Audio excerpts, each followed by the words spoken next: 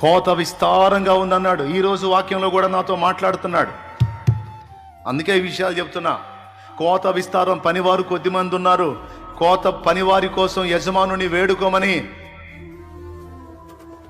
ఈరోజు ఉదయకాల ప్రార్థనలో కూర్చున్నప్పుడు దేవుడు నాతో మాట్లాడాడు వాక్యంలో నుంచి.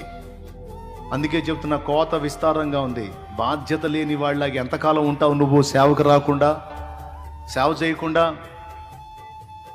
అవసరమైతే ఉన్నవన్నీ ఆధారాలు తెగనమైనా సరే, ఇదిగో ప్రభువా, ఇక ఏ ఒత్తిడి లేకుండా ఇదిగో నీ దగ్గరకు వచ్చేసాను, పంపవయ్యా, నన్ను ఎక్కడికి పంపుతావో నేనున్నాను అనాలి.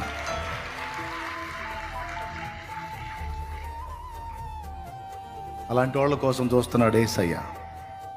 యేసయ్యని ఏ పొద్దు యేసయ్యని వాడుకునే వాళ్ళ కోసం కాదు, యేసయ్య కోసం కొవ్వొత్తిలా కరిగిపోయేటువంటి నీతిమంతుల కోసం చూస్తున్నాడు నా తండ్రి.